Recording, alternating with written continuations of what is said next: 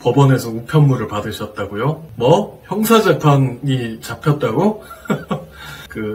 태어나서 살다 보면 처음으로 형사재판을 받는 경우도 있습니다. 때론 억울한 경우도 있고, 아니면 어떤 경우에는 잘못을 해서 재판을 받게 되는 경우도 있는데요. 처음에 법원에서 날아온 우편물이 크게 두 종류가 있습니다. 첫 번째는 거의 사건이 구공판 기소돼서 접수되자마자 재판 날짜, 공판 기일까지 잡히면서 날아올 때는 보통 피고인 소환장이 날아오게 되고요. 재판 날짜는 아직이지만 그냥 이렇게 사건이 접수됐습니다 라고 알리는 게 보통 소송 기록 접수 통지서, 이런 것들이 날아옵니다. 피고인 소환장이든 소송 기록 접수 통지서든 처음에 날아오는 법원 우편물에는 보통 우편물을 받은 날로부터 7일 내라고 하는 의견서, 이렇게 양형에 참고하기 위해서 성장 과정, 건강 상태, 재산 관계, 그 밖에 참작해야 될 사정 등이 적혀 있는 의견서가 첨부되어 있고요. 그리고 국선 변호인 신청, 선정 안내서가 들어가 있게 마련입니다. 그리고 보통 그 우편물에는 이제 검사가 구공판 기소할 때 제기했던 공소장도 첨부되어 있는 게 일반적이고요. 자, 그렇게 해서 공판 기일이 한 달 뒤라고 하면 이게 무죄 주장을 하는 사건인지, 아니면은 범행을 다 인정하고 자백을 하되 다만 처벌을 좀 줄여주세요 하는 선처를 바란 사건인지에 따라서 전체 일정, 그리고 법원에 나가야 되는 횟수가 조금씩은 달라지게 됩니다. 먼저 자백하면서 선처를 바라는 경우에는 보통은 법원에 특별한 경우가 아니라면 2번 나간다고 생각하시면 됩니다. 공판기일 1번, 선고기일 1번, 그래서 총 2번이고요. 공판기일에 나가게 되면 대략적인 순서는 이렇게 진행이 됩니다. 처음에 피고인 본인의 신원 확인, 이름, 주민번호, 주소, 본적 등을 확인하게 되고요. 본인 신원 확인이 끝나고 나면 이제 검사가 공소사실을 읽습니다. 피고인은 몇 년, 몇 월, 며칠 이런 걸로 해서 했다라고 하고, 검사가 공소사실을 말하고 나면 판사가 피고인한테 공소사실을 인정할 것인지 물어봅니다. 보통 공소사실 인부라고 하는데요. 그래서 자백하는 경우에는 공소사실 모두 인정합니다, 이런 식으로 가게 되고, 공소사실 인정 여부가 끝나게 되면 증거 동의 여부에 대한 질문을 합니다. 보통 검사가 증거 목록을 제출하고, 피고인이 만약 변호인이 없는 상태에서 혼자 재판을 받는 상황이라면 이야기가 조금은 다른데요. 변호인이 있는 상황이었으면 보통은 공판기일 전에 증거 기록을 미리 다 복사해서 열람을 하고 검토까지 하니까 이미 본 상태에서 증거도 모두 동의한다 라고 하는 경우도 있겠지만, 혼자 하는 경우에는 그런 증거기록 열람 복사 과정이 없어서 조금은 당황스러울 수도 있겠지만, 보통 어차피 자백하는 경우에는 증거도 모두 다 동의하는 게 일반적입니다. 그래서 공소사실 인부, 증거 동의, 요 과정이 지나고 나면 판사가 이제 전과 기록, 그 다음에 공소장, 그 다음에 미리 제출한 내용이 의견서나 등이 있다면은 살펴보고, 피고인한테 몇 가지 질문을 할 수도 있고 안 할 수도 있습니다. 이거는 재판 당일에 가봐야 아는 겁니다. 그리고 이제 판사가 더 할 거 있느냐, 검사와 피고인 양쪽에다 다 물어보고요. 특별히 더 이상 할 게 없다라고 하면은 이제 종료한다라고 하고, 검사가 일어나서 구형을 합니다. 검사의 구형이란 거는 검사가 판사한테 피고인이 이런 잘못을 했으니 그에 합당한 얼마를 선고해 주세요 라고 하는 거죠.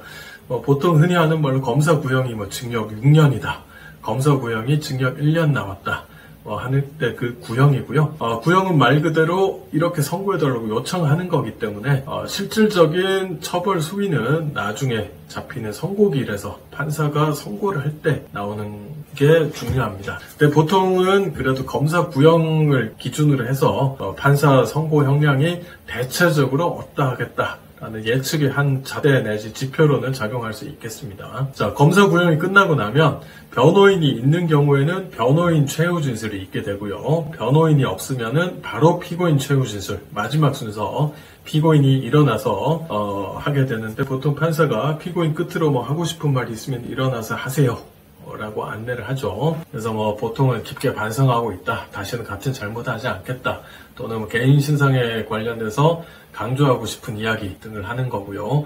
그렇게 해서 피고인 최후 진술이 끝나면 끝으로 판사가 다음 선고는 언제로 잡습니다 하고 지정을 하면서 끝이 납니다. 보통은 편차는 있겠지만 일반적으로 공판을 하고 나서 3주 뒤로 가장 많이 잡는 경향이 있고요. 빠르게 잡는 경우는 2주 뒤로 잡는 경우도 있고, 제가 예전에 한 4년 전에 했던 사건은 오전에 공판을 마치고 선고는 오후에 받은 적도 있긴 합니다만 좀 극단적인 경우고요. 보통은 2주에서 4주 사이로 많이 잡는다라고 생각을 하시면 됩니다. 여기까지가 이제 그 선처를 구하는 형사사건에서의 일반적인 진행 상황이었고요. 그렇게 해서 공판기일 한 번, 선고기일 한 번, 법원 2번 가면 끝나는 거고요. 이제 무죄를 주장하는 사건 경우는, 너무, 사건 내용, 그리고 뭘 신청하느냐, 어떻게 대응하느냐에 따라서, 법원에 10번 이상 나갈 수도 있고요. 그거는 좀 종잡을 수가 없습니다. 근데 보통 무죄 주장을 하는 경우에는 첫날, 첫 공판기일 때 가서 보통 공소사실은 인정하지 않고 부인을 하고요. 그리고 검사가 낸 증거 목록에 대해서, 변호인이 있다면 증거 부동의, 그리고 어떤 경우에는 증거 부동의는 아니고 증거는 동의하되 다만 입증 취지를 부인한다. 이렇게 가는 경우가 있습니다. 그래서 특히 무죄 주장하는 사건은 피고인 혼자서는 진행하기가 굉장히 힘이 들죠. 무죄 주장하는 경우에 있어서는 반드시 변호인의 도움을 받는 것이 좋습니다. 그렇게 해서 첫날 이 증거에서 부동의할 부분 부동의하고 입증 취지 부인할 부분은 또 부인하고 하면 검사가 부동의한 증거, 보통은 이제 고소인의 진술조서, 그 다음에 참고인의 진술조서 등등에 대해서 보통 부인을 하는데요. 이 경우에는 검사가 증인으로 피해자를 신청하는 경우가 많습니다. 그리고 증인 신청은 검사만 하는 게 아니고요. 피고인 쪽에 유리한 증인도 피고인이 신청을 할 수가 있습니다. 그래서 첫 공판기일 때는 보통 증거 동의 여부까지만 진행을 하고 다음 공판기일은 증인 신문으로 진행이 될 예정인데 증인 신문을 언제 할지 그 기일을 정하고 일단 첫날은 마치게 되고요. 증인의 숫자나 또는 신문 내용의 양에 따라서 한 번에 끝나는 경우도 있지만 증인 숫자가 좀 많다거나 아니면 물어볼 내용이 많다거나 하는 경우는 증인 신문도 몇 차례 나눠서 하는 경우가 많습니다. 그리고 증인 신문 기일에 가더라도 불출석하는 증인들이 있거든요. 그러면 또 증인 신문 기일 자체가 속행이라고 그래서 또 한번 미뤄지고 이런 과정을 겪게 됩니다.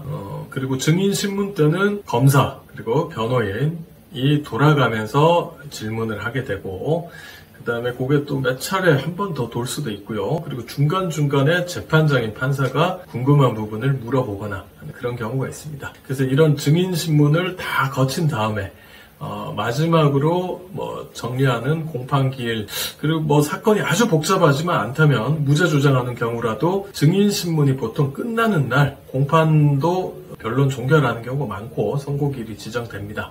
그래서 선고기일 지정되고 선고날 최종 선고가 나오지만 자백을 하면서 선처를 구하는 사건이랑은 좀 다르게 유무죄 판단은 보통 이제 판사가 판결문 쓸 때도 페이지 수가 많이 나옵니다. 왜냐하면 피고인과 변호인이 주장한 그 무죄 사유 주장에 대한 각각 판단을 다 해줘야 되기 때문에요.